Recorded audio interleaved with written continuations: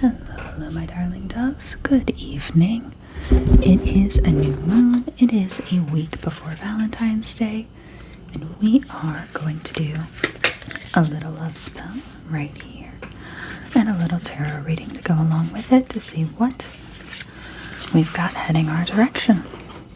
Now, I did run out of my pink candle, so I'm using a gold candle to invoke Aphrodite today, or whichever goddess or god of love you prefer, be that Eros, Freya,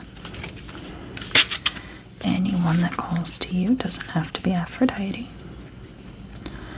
So we've got rose petals, we've got jasmine in the flash pan with some ritual sand and a little bit of salt to keep it balanced and standing upright. And part of the reason we're doing this today, not on Valentine's Day, is because Fridays, also known as Freya's Day, are a day for love spells. And it's a new moon, which is always the time for new beginnings.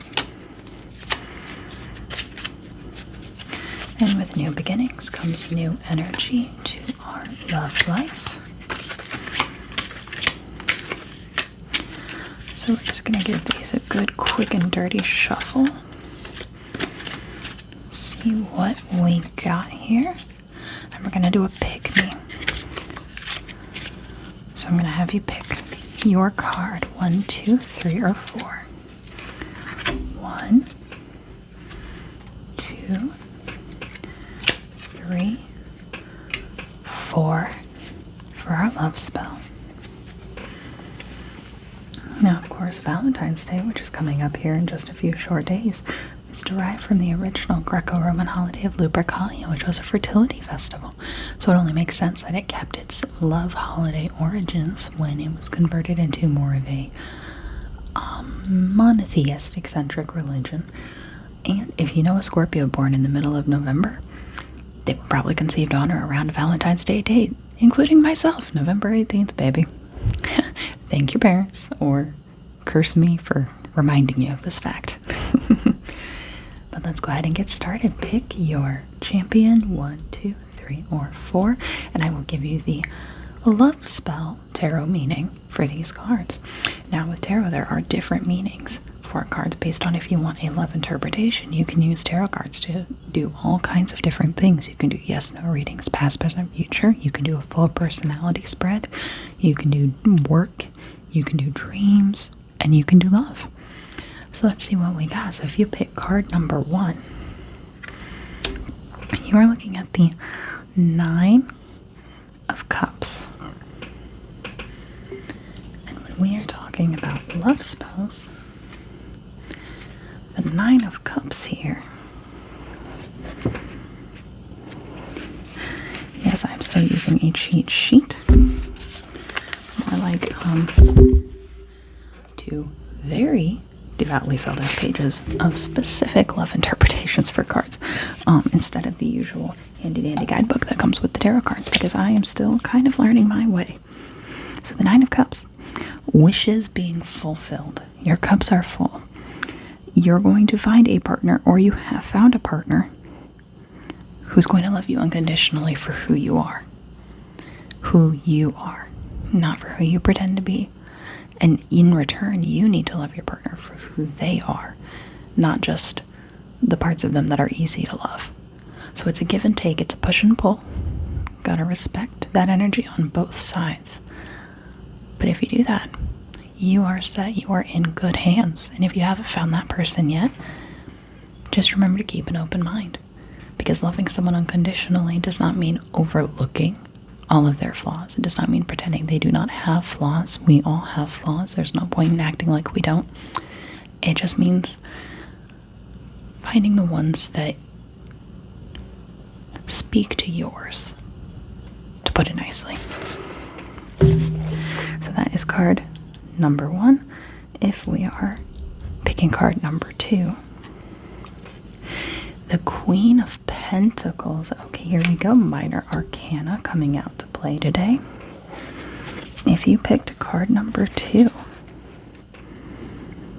she she represents a nurturing aspect. For the most part, the queens, the feminine cards, are going to have some kind of nurturing aspect, caring, giving.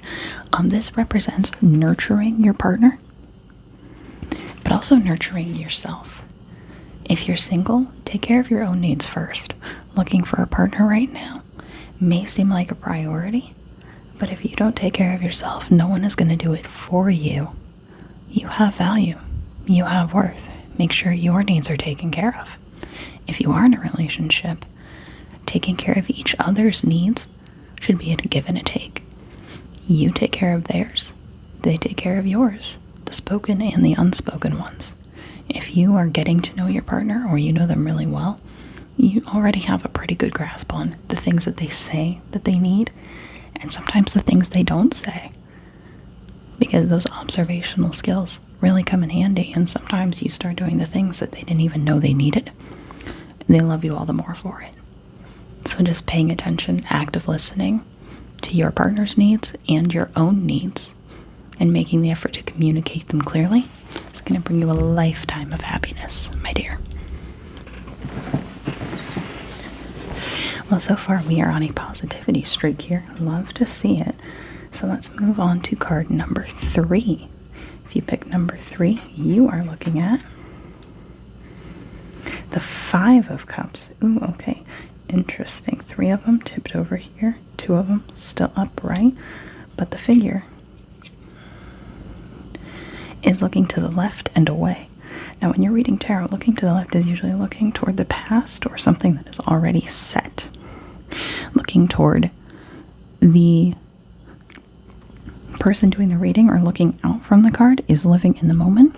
Looking to the right usually means future. So the 5 of Cups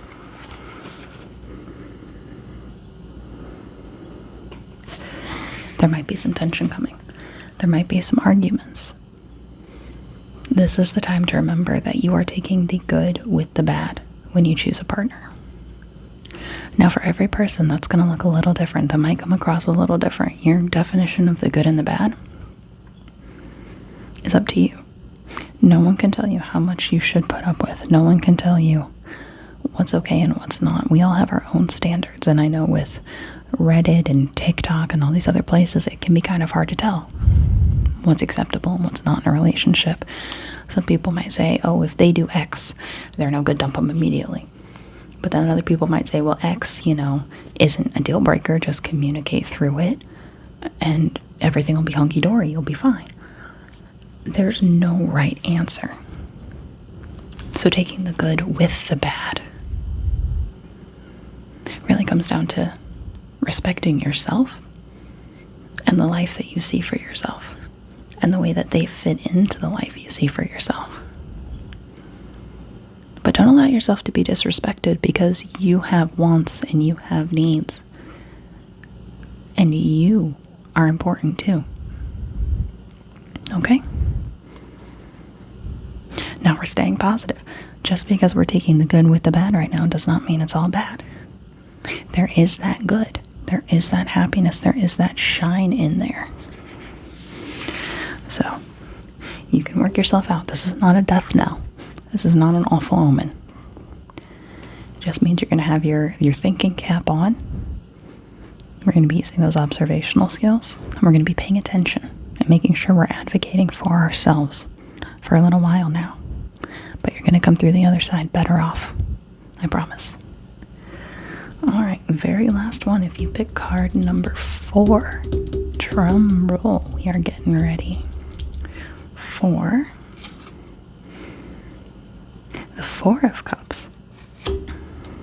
3 cup cards tonight. Okay, we are really getting into that. Cups are represented by water. And since we are coming up to Valentine's Day, and that tends to create a lot of water babies, and also we're coming up on Pisces season here in a few weeks, kind of makes a lot of sense. We're getting a lot of water. Or it's my fault, and I apologize, because Scorpio is primarily a water sign. My bad. But the 4 of Cups here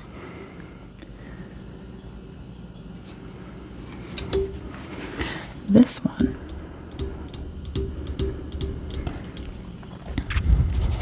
we're gonna have a talk for a minute.